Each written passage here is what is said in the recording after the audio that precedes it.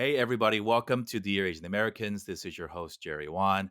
Hope you're staying safe. Hope you're staying healthy. And for the love of God, I hope you're staying inside, everybody.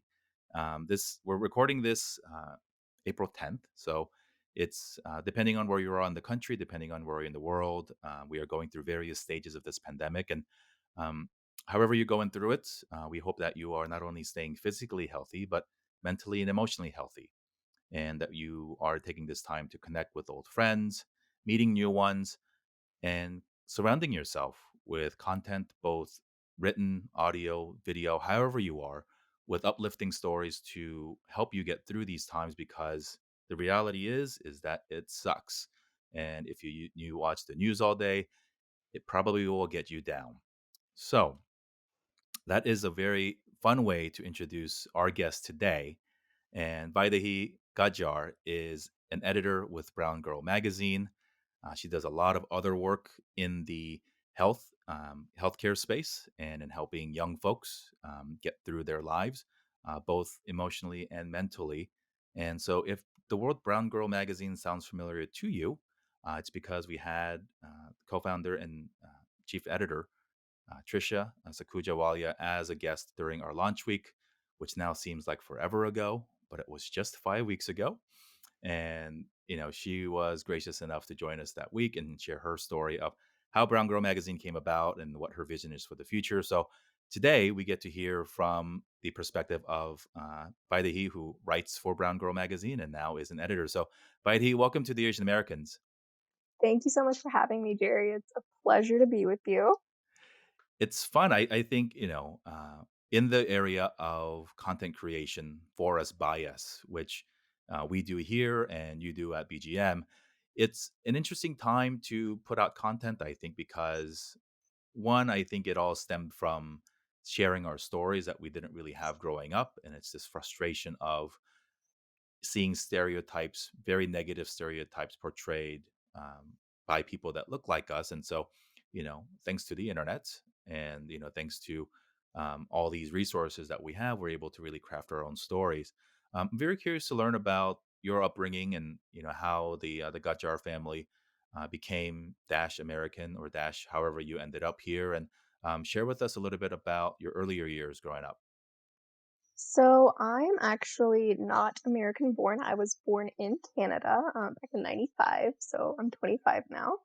I moved to the States when I was about 2 years old because of my dad's job. That was back when the computer industry was really sort of booming. And so for us being immigrants, it was kind of, you go wherever the money is, wherever, you can make a living. And so back then for us, it was America, and that's where we decided to come. And I would say that, I pretty much grew up like any other Asian kid, kind of just being put into all the different sorts of extracurriculars and everything. Like, you got to have your sports, you got to have dance. I did everything. You had to be a well-rounded child right from the beginning. And, as I got older, I definitely, lost a few of those hobbies that I was put into. I got very serious about dance kind of like halfway through my life. And I actually carried that completely all the way to the end. And I had my last recital when I turned 18. And so I formally trained in Indian classical dance because of that. Um, but yeah, that's kind of how I grew up. I didn't, have much sort of experience with writing other than writing in school. Um, you know, being a part of clubs and stuff in school, all of that, but never, actually being interested in writing or, knowing that, hey, there's actually a thing for this. Like, you can actually do this. I think it's you brought up something that I don't think any of our guests so far have touched upon, which is hobbies weren't hobbies. Hobbies were actual means to an end of making your college application look better than the next similar looking Absolutely. Asian kid, right? So, I mean, I grew up, I grew up a part of my life here in Orange County in California, and My brother and I were part of the local swim team, not school affiliated, but a Mhm. swim team. And it wasn't, sure, it was for exercise and it was a thing to do, but, um, you know, uh, we never like participated in the actual competitions. We just went to practice every day. And so, Yeah. which is when I tell people that, they're like, wait a minute, why would you join it? You have practice daily, but like you didn't do meets. And I was like, yeah, it was just a thing to do. And so, you know, I think we get, it's our parents loved us in their own way and they wanted the best for us. But I think it was do that well and enough, but don't do it so well that you can make a career out of it. We still want you to pursue Right. academics. So was there, it sounded like it was dance for you, Yeah. right? Like you were probably, that was not, I mean, you didn't pursue dance as a profession, maybe to your Mm-mm. parents' delight, but how many folks out there really love something, but they were discouraged from really doing it because it's mixed messages, right? Like we want you to go to practice every day. We want you to be good enough, maybe even Oh, good enough yeah. to get a college scholarship out of it, but don't do it so well that it will give you a crazy idea not to pursue XYZ education. So Exactly. I think that's really, really funny. What you said you moved to America from Canada at age 2. Where did you spend most of your life growing up? And, were there many other Indian or Asian kids in your schools? So, the 2 places that I guess I would say that I've spent the most time were here in South Carolina, and then before that, in Memphis, Tennessee. Now, when I was in school, it especially back in, like, the 2000s, especially when I was in Memphis, there was a very select few, um, Asian, especially Indian kids, in my schools, and I think part of the reason for that from around 2nd actually kindergarten to 2nd grade was because I went to a private school, and it was the only private school in the area, and it was also a Catholic school. Mm, So, not many, Indian parents would wanna send, their kids to a Catholic school because the number one kind of fear is, "Oh, they'll try to convert my child." Like, I don't want that. And I know this, like, kinda might sound, like, crazy to a lot of, like, listeners, but, you know, a lot of Indians are Hindu, so, like, for us, like, religion is such a huge, like, part of who we are, so, like, of course, like, your parents don't want you to, like, lose that side of sure. yourself. Um, when I moved here, I definitely saw that there was a much bigger Indian community. I wouldn't say that, back in Memphis there wasn't, there was a small Indian community. It was just in the areas that I was living in, everyone kind of seemed to be in different areas. And so I would have, friends that were Indian outside of school, but they wouldn't be the ones that I had in school. Most of my friends in school were either white, African American, or Asian to, you know, and that was like very rare. But pretty much all my friends that were Indian were all outside of school. You went to University of South Carolina and you studied biology. Yes, Um, I guess that checks the box for many parents. Your main profession still is within the healthcare space, it is. Yes, but it sounds like, and from my getting to know you, is writing, and not only just writing, but writing about us and writing for us, and in particular, South Asian women through your work involved with Brown Girl Magazine. yes.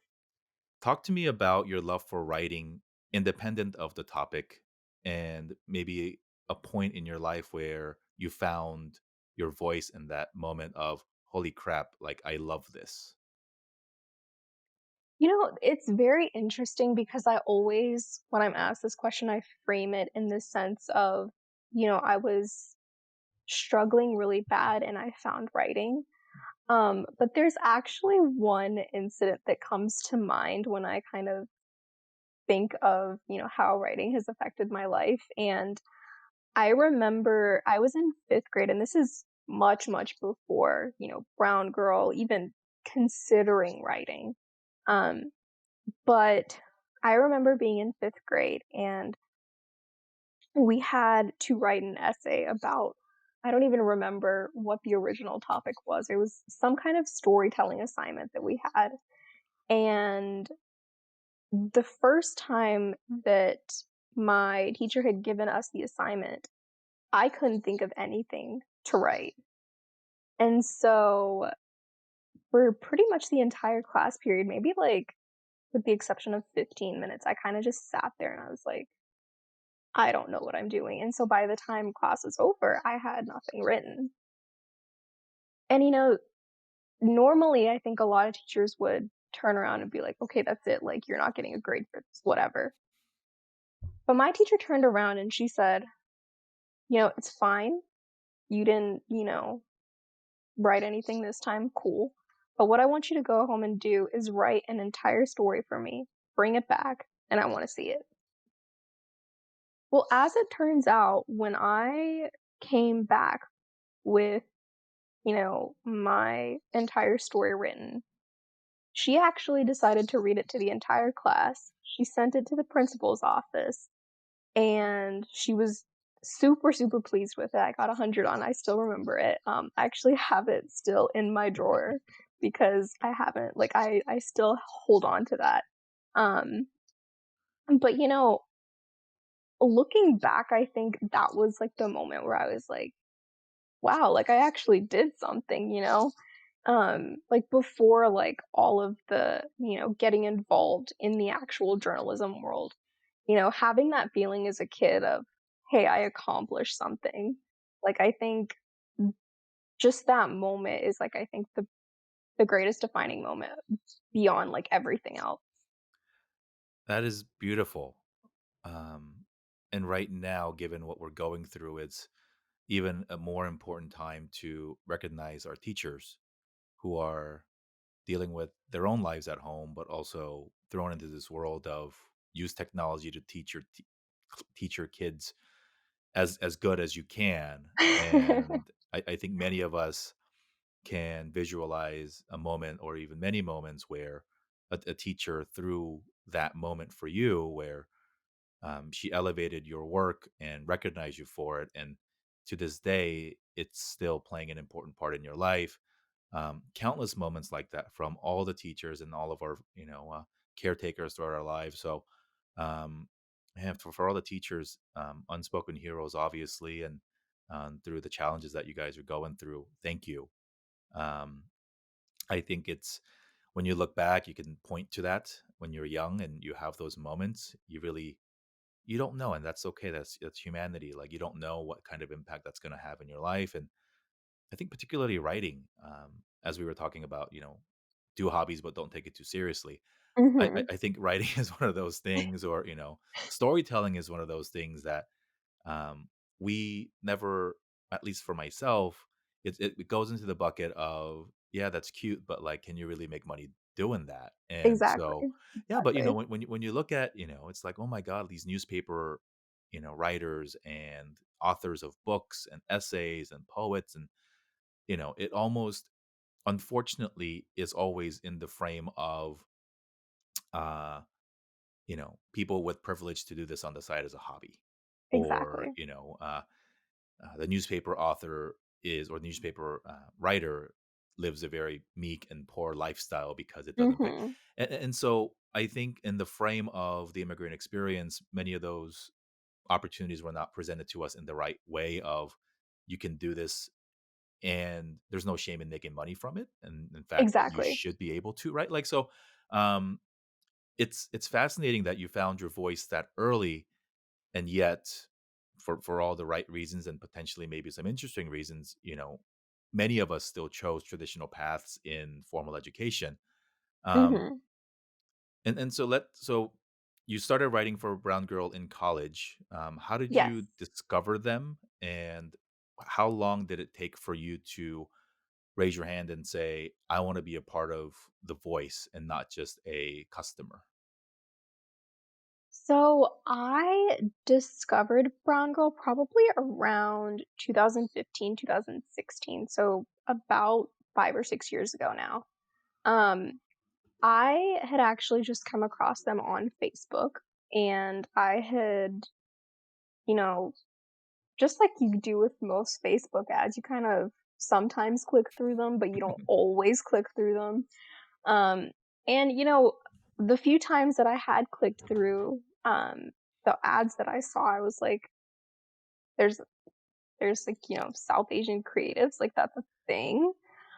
Because, like, at the time, like, even, in my immediate friend circle or anything, like, no one was doing anything creative. It wasn't like, like, "Oh, you have so many, like, South Asian influencers or YouTubers," or that was all just, like, kind of starting off back then for a lot of, South Asian, YouTubers, creatives, writers, whatever. Um, but at the time, I actually, um, probably a year or so before that, I had started writing for the Odyssey Online, which is, another sort of online publication, but it's very, broad. It's not geared towards like a certain community or anything like that. And I joined them thinking like, "Hey, I enjoy writing, might as well try and get some experience." So after I discovered Brown Girl, I was like, I think I'd like to, explore my own identity more because, with the Odyssey, I was finding that, it's great to have a voice now, but at the same time, it was like I was around people that didn't necessarily understand my identity. And it's very hard to kind of tell your story to people that don't understand it.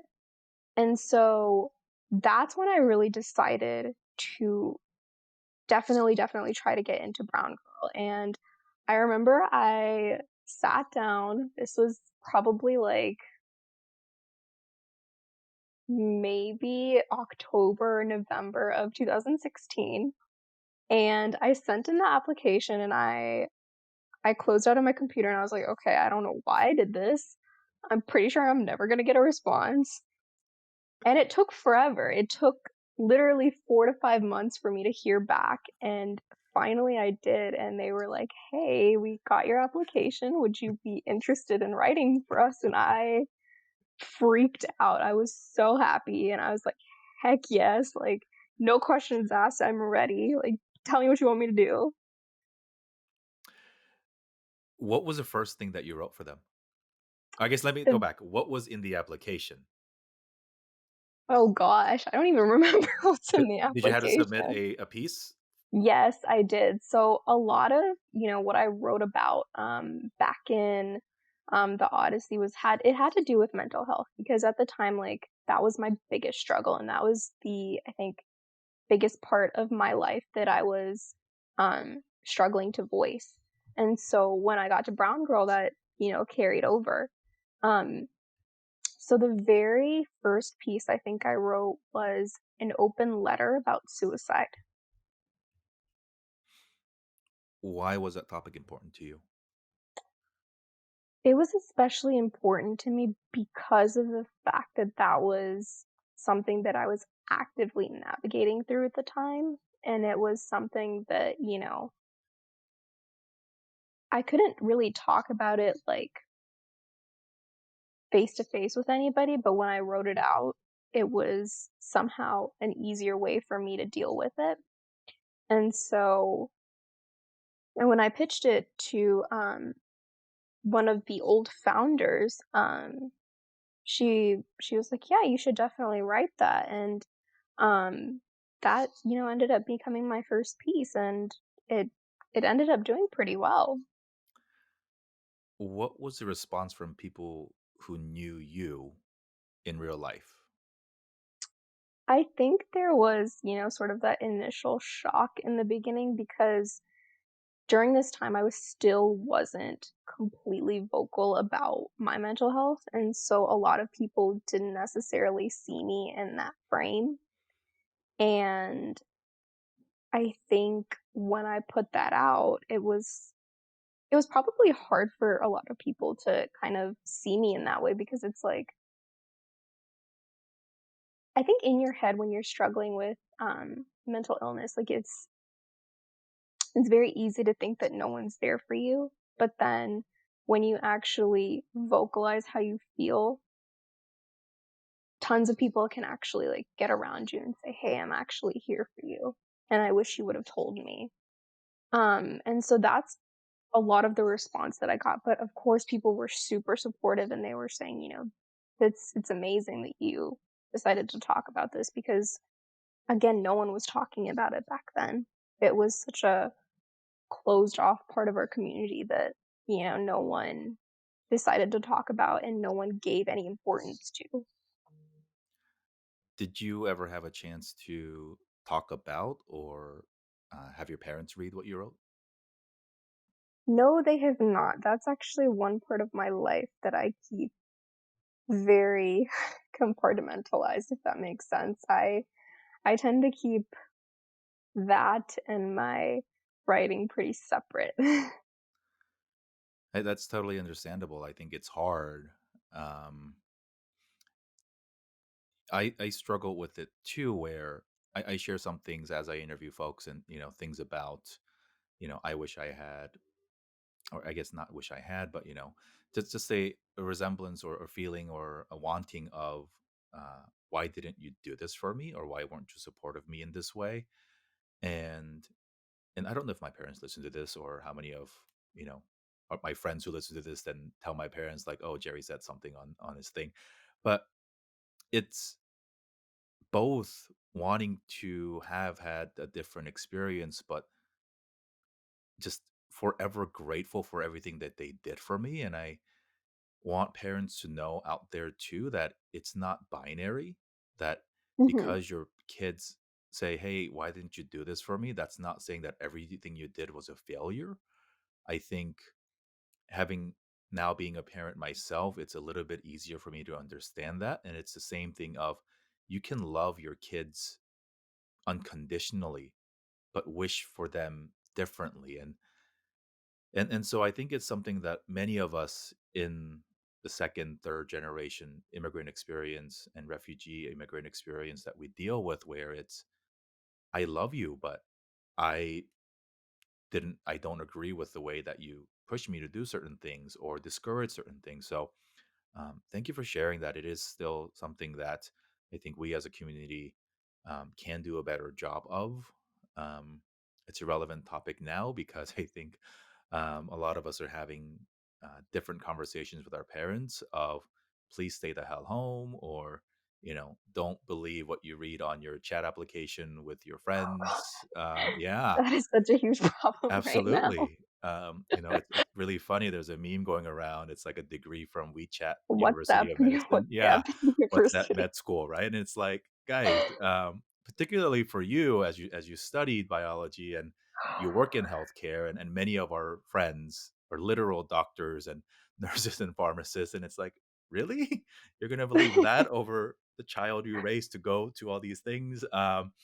But again, it's a process. It's not, it is a process. I think it's challenging. I cannot imagine, I'm 36 now, parents of two. And if I had to pick up my life right now and go start life in a brand new country where I don't have the same privileges as I do here, to start a small business perhaps, or to relearn a new language and culture, and also to do what I believe is best for my child, I Mhm. would initially lean into what my definition of success is here in my comfortable Right. world. So we have to understand that our parents use the frame of what success meant when they grew up, which is Mhm. home country 20, 30 years ago, because they were just so busy trying to make survival and life for ourselves that Right. they didn't really have the luxury to find out, what are the other Johnsons doing down the street? What is their Right, like, world? It's just I think the best way I've heard this framed, and I'm not sure who said this, but what I've heard someone say is that, our parents' generation, they were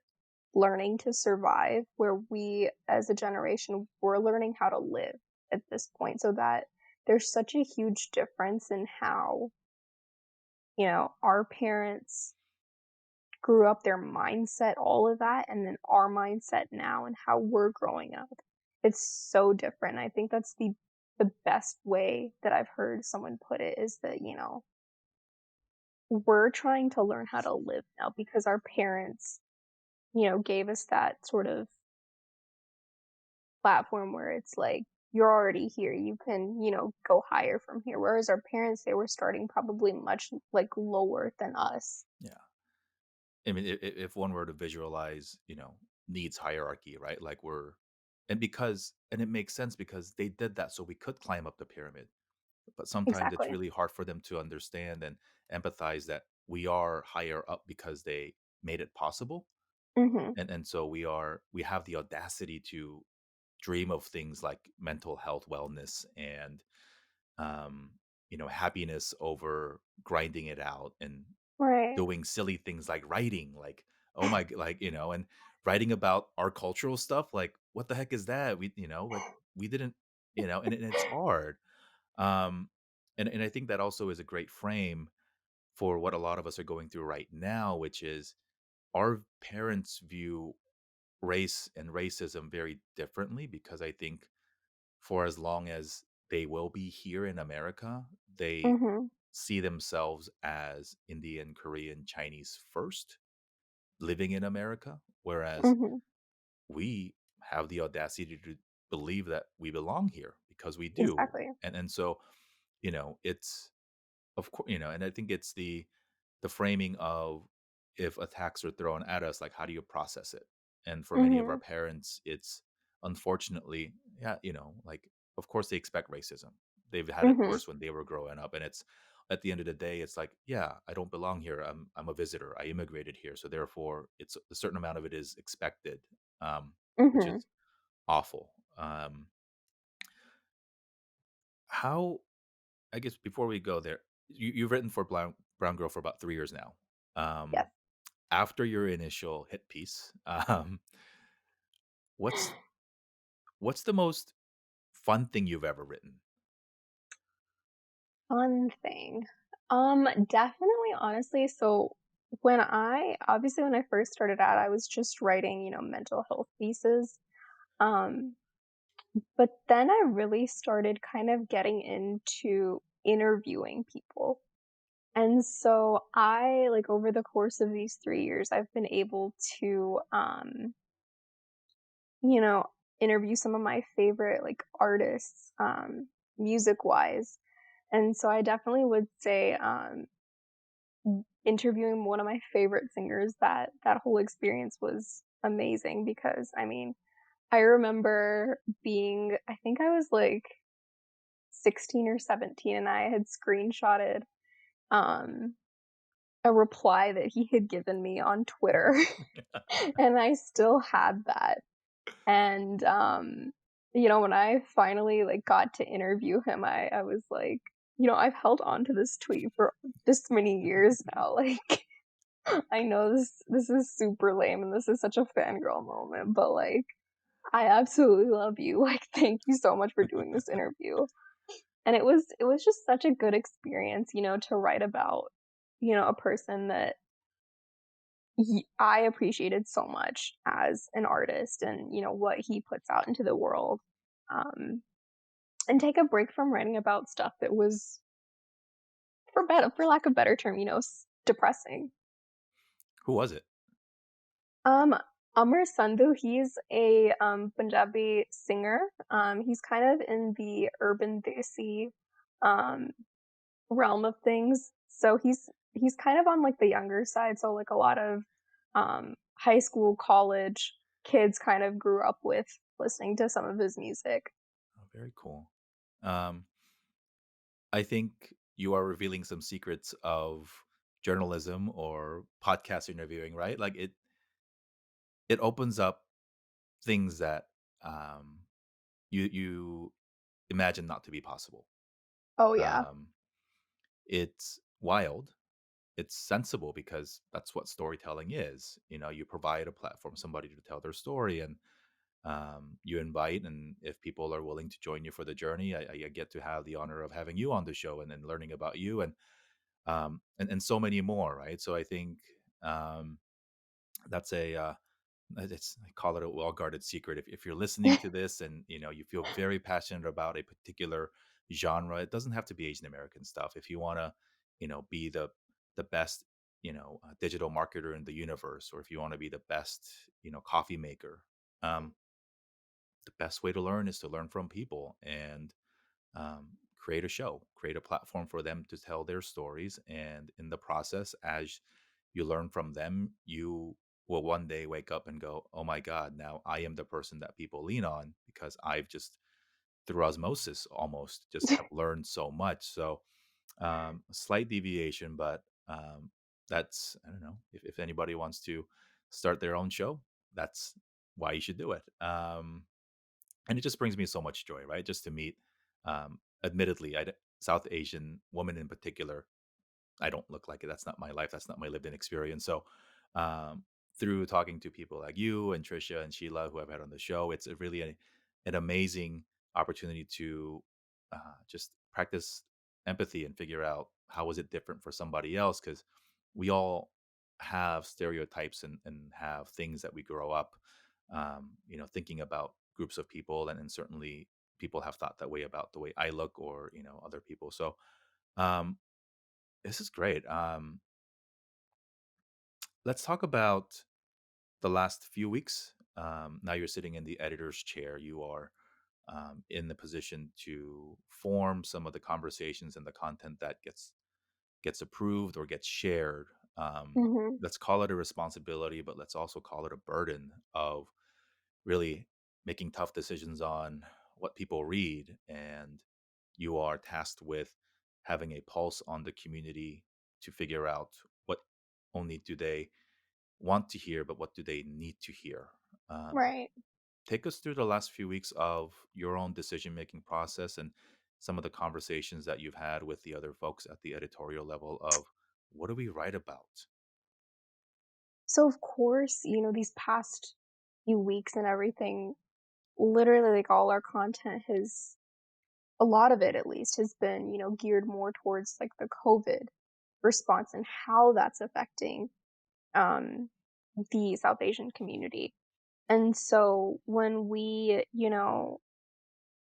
at this point, like, it's like we have so much COVID related content. It's like we don't know how to handle it because it's so many pieces coming from every which way, like people that are, coming in with um personal experiences, um stuff that's coming out of the actual like healthcare world with like the development of like vaccines and stuff like that. Um you know, it's been such a hard sort of decision for me, I think it's a little bit easier, honestly, just because I'm the editor of health. So for now, like, this is like booming time for me. But I think for, other teams, it's hard because, how do you relate certain topics back to, what's going on right now? Even like breaking news, like even they can somehow relate, back to the current events and everything, and they can, um, you know, have a lot of relevant content right now. But like teams like, um, I would say like the UK team or parenting, even sometimes they kind of struggle in small ways to really get content out that you know is lighthearted because everyone like right now is like watch the news, be depressed, look outside, oh, can't go outside. It's just a really like hard time to navigate because it's like how much, content that's serious can you put out until like all the like viewers and listeners and readers literally like just shut their eyes and ears and are like Right. I can't, like I'm done. What are some of the cool uplifting stories that you are hearing from the community?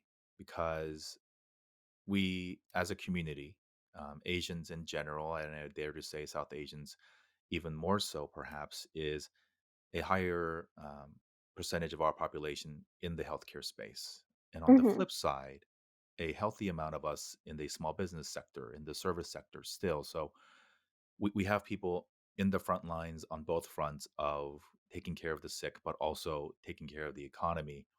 Mhm. And now that I think the initial don't want to say the initial, but we are starting now to hear some of the good human stuff, the Right. donations and the selfless stuff. Um, and is there something that you'd like to share that you've heard that is was very very heartwarming for you? Well, one of the things that I heard, especially, being a South Asian creative myself, um, there is a foundation that, or not a foundation, but a fundraiser that was put together um, to help South Asian creatives that are currently out of work because of the COVID crisis, and get them money to get their projects started even Mm, remotely. interesting. So that for me has been, really, it's a really good thing for me to hear because, I think for the community to already be, starting to grow and then thinking about this whole crisis of just kind of shutting down all of that sort of growth that we've had. I think that was really disheartening, but to hear that, there's people out there that are trying to keep this community going and support even down to like technicians, not just like the big like producers, directors, like Right. big writers, journalists, like not just them, but like also, the people that are playing the small roles in creative spaces. So hearing that has really, really, made me happy because it's like there's people that care out there, regardless of, how much bad news we hear. There's good stuff out there. I think we have to focus on the good because, as you said, if you it doesn't matter where you get your news, it's um, fear sells. Fear gets people to listen. Numbers shock. So there's even in times like this, I think there are formulaic decisions being made to how do you maximize views and clicks and get people to stay on your channel instead of flipping through. And so, you know, um, I am also starting to see people shifting their focus to let's support the people that are supporting us and also do our best to try to amplify their stories because that's what this pandemic is doing for humanity. I think it's bringing out it gives us a chance to highlight the people that are doing really good, but it is also giving many of us a reminder to make decisions that are proactive and more positive. Um, because we're going to get through this, Mhm. hopefully in a shorter amount of time than we hope, and with fewer impacted lives and then as minimal as possible. But where do we go from here is sort of the big question. Um, and so we don't know the answers to that. All we can do is from where you sit with your power of words and from where I sit with this platform is to try to put our spotlight as much as possible on the people that are doing the good, Yeah, because the good will last. Not all of exactly. it, unfortunately, not all of it, but we want to create things that will be here for the long run to make sure that we look back on this as yes a grim time of just amazing or it's just unbelievable proportions, but also an amazing time where like oh like that exists today because we went through that and Right, I decided to change my life because I realized that the things that I thought mattered don't matter actually. So right. um, I want to end the episode the same way that we end all of our episodes, and it is a tribute back to the name of the show, Dear Asian Americans. Uh, it's a letter to us, from us, by us, and ultimately for us to hear the words that we wish we had heard, perhaps when you wrote your essay in your fifth grade class or to a kid who is in fifth grade or even 25 now that needs to hear you say those words, me say those words, because same words, content matters, but context even more so. Mhm. So would love to have you help us finish out the show. And so I will start the letter. And if you could finish the letter, Dear Asian Americans. There is sound and then there is noise. Both take up space, but only one fills that space. Um, and the reason I say that is because I think a lot of times it's hard to drown out either one of those. Um, but I think if you think of it in terms of light and brightness, you know, one takes up space, one fills that space. You can choose to focus on either one of those, but sometimes it's just a matter of focusing on the positives to get you through the negatives. And I think that's a huge lesson that I've learned back in 5th grade, back, 3 years ago when I was applying to be a writer for Brown Girl. That lesson is probably carried over the entire way that, the entire journey that I've had. And I think that's something that I definitely want people to know and hear. Thank you. Every day, every hour, every click, every change of the channel, we have the power to dictate what we consume. Um, if you believe that we are what we eat, but we also eat content, we also eat music, and we also eat words, it's a challenging time because we are physically constricted um, at home, and it's extra challenging because you're dealing with um, not having some of the things that was a release and an exit point or a stress relief for you. So change it up. Go read some things from Brown Girl magazine, and you don't have to be a brown girl to read it because there are things that we resonate with because we have similar experiences. And even if you don't, these are human stories. At the end of it all, our skin color, our language, our religion does have ways of helping us resonate a little bit more. But if you peel back all the layers, we're just two human beings trying to tell human stories. And so, um, thank you. This has been an amazing, uplifting conversation for me. I think it's hopefully, if you're listening, this has brought some sense of calm and had you laughing a little bit throughout.